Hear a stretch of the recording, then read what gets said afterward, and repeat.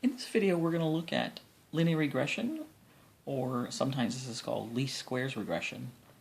And before we get into this, I just want to mention that regression is a statistical process that allows us to find the best fit model for a scatterplot or a plot of data values. Okay? So, although we're going to be focusing strictly on lines, I do want you to realize that you can use regression on any basic shape that's recognizable.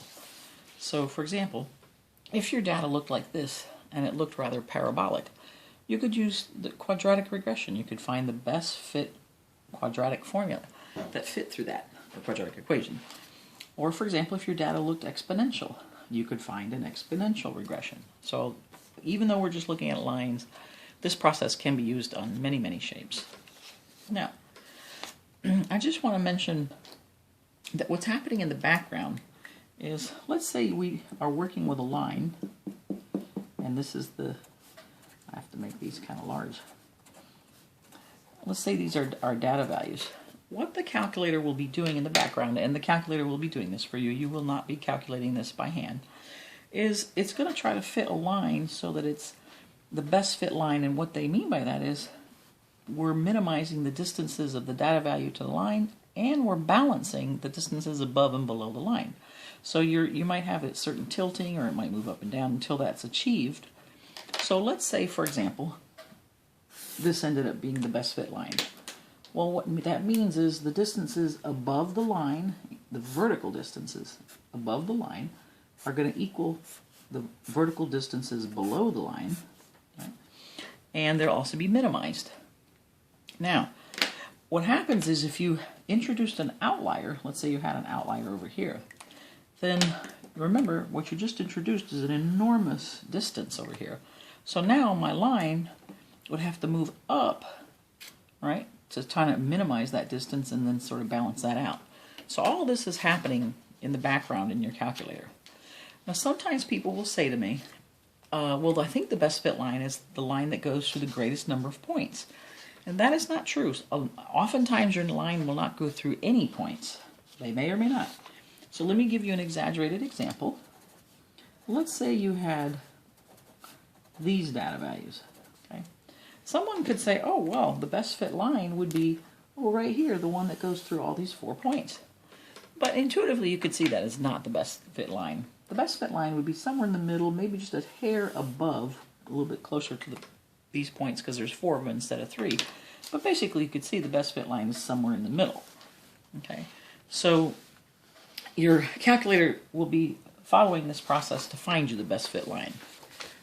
So the objective then is to see if there's a linear relationship or association between two variables, and if there is, we want to determine how strong that association is, and to be able to model that scatter plot with the equation of the best fit line. Right? So let's break this down and look at each piece of this. So we're looking to see if there's a linear association. So again, because of that, there's several names for this process. You could be finding the best fit line, or the line of best fit, the line of regression, or the regression line, the least squares regression line, linear predictor function, linear regression equation. All these mean the same thing. The best fit line for the data in front of you. Okay? And then you want to know how strong that association is, but we're working with what? 2 variables. So this is a bit of a throwback to college algebra. Since you're dealing with 2 variables, you're going to have to think about, well, let's see, I have to label my axes, and these axes really are dependent and independent variable. So if you look back at college algebra, the explanatory variable attempts to explain the observed outcomes. That goes on the x-axis. In college algebra, you used to know this as the independent variable. The response variable measures an outcome of a study. It goes on the y-axis. That's the same thing as the dependent variable that you worked with in college algebra. These are just now, honestly, fancy new names for concepts that you really know. So let's suppose we look at these examples to see which is the explanatory and which is the response variable. And I'll just use E and R to label that. So if you look at heights and weights, which one depends on the other? Usually do you tend to see that height depends on weight, or weight depends on height? So hopefully you'd think, well, weight probably tends to depend on height, because the taller you are, the more mass there is. So generally, it's not perfect, but there is certainly an association there, right? So if weight depends on height, then the height is the explanatory variable, the response variable is weight. How about the association between high school GPAs and college GPAs? Well, again, you would tend to think that if you did well in high school, you're probably going to do well in college, right? That's generally. So the idea is high school GPA would be a good indicator, right, of the college GPA. So college GPA would be the response variable, high school GPA would be the explanatory variable. How about gas mileage and speed? So go ahead and pause the video and see what you think. So hopefully you would think, well, the efficiency, right, gas efficiency, gas mileage, depends on how fast I'm driving. The faster I drive, the more gas I'll tend to guzzle. So again, then, the gas mileage is responding to the speed. So the explanatory variable would be speed. How about the evaporation rate and the outdoor temperature? Well, generally you'd think that the hotter it is outside, the greater the evaporation rate, right? So in that case, the outdoor temperature would explain the evaporation rate, which would be the response. And finally, the consumer confidence index and the Dow Jones Industrial Average. Well, generally, when the Dow Jones Industrial Average is doing well and high, people tend to be a little bit more confident about the economy, right? So this would be the explanatory variable, and consumer confidence index would be the response variable, right? So here we've looked at the fact that we're talking about a linear association. We're working with two variables, and what we're trying to determine is the best fit line that's going to model our scatter plot. So let's take a look at a scatter plot. So a scatter plot, right, you plot the data in an unconnected way and you look at it and see if there's any trend or pattern between the explanatory and response variable. And just do be careful not to connect the dots, right? Leave them unconnected. So here's an example of skin mortality, right? Skin cancer mortality versus state latitude. And the state latitude, of course, is moving away from the equator, where the equator is 0. So the idea is, as I move away from the equator, right, generally what happens? The sunlight is less direct, right? It's at more of an angle, it's not as intense. So you would expect then that there would be a downward trend because the sun is not as harsh, not as intense. And so indeed you really do see that. And here is the line of best fit, or the regression equation. Okay. Now, when you look at a scatter plot, you really do try to see if there's a pattern association. For a line, you want to look at direction. So and this is indeed associated with the slope of the line. It's the same idea. If the slope of your line is positive, it's because both variables move together. They either both increase together or they both decrease together. And if the slope of the line is negative, it's because the two variables are moving in opposite directions. As one increases, the other decreases. You also want to look at the strength of the scatters. How tightly together or spread out are the points, right?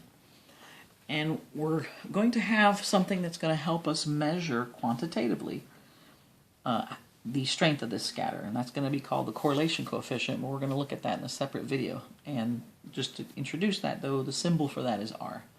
And of course, outliers, you can see as the example I gave you that if you add an outlier, they can really shift your line up toward that. It moves the line toward the outlier, so it can really change the line of best fit dramatically. Okay?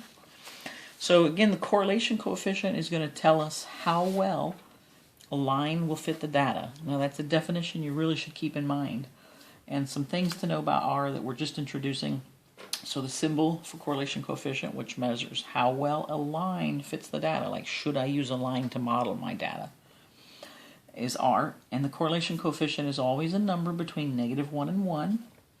And just as an introduction here, let's see here.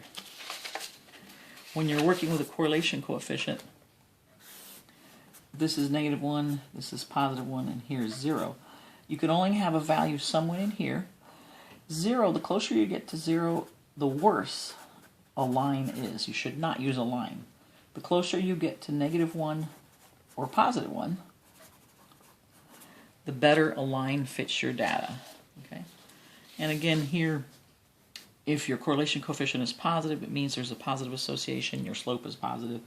If your correlation coefficient is negative, the association is negative, and that means your slope is negative. Okay. So we'll be looking at that more extensively in another video, but it's going to measure how well a line fits the data.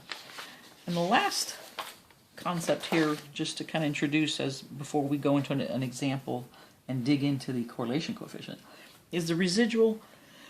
What happens is, of course, there's always some scatter. In real life, there's no such thing as points that line up exactly perfectly. There's always a little bit of scatter. So there's always going to be a little bit of error. And that error occurs when you predicted one thing using your line, but the actual data value is a little different. So there's that difference, and that difference is called the residual, but it's a fancy name for error. How far off was I? So Y is going to represent the observed or the actual data value, and Y hat is going to represent what our model or what our linear equation will predict. And so the difference between the two is the error. And just here you might appreciate this table. If your actual data value, that's reality, falls below the linear regression, that means that your actual value was less than you predicted, so you'll have a negative residual. If the two are exactly the same, the residual is 0 because there's no difference. And if your actual data value is above the regression line, that means it's a little higher than what you predicted, so you'll have a positive residual. We'll work at that on one of these in an actual example. Okay. Thanks so much for listening.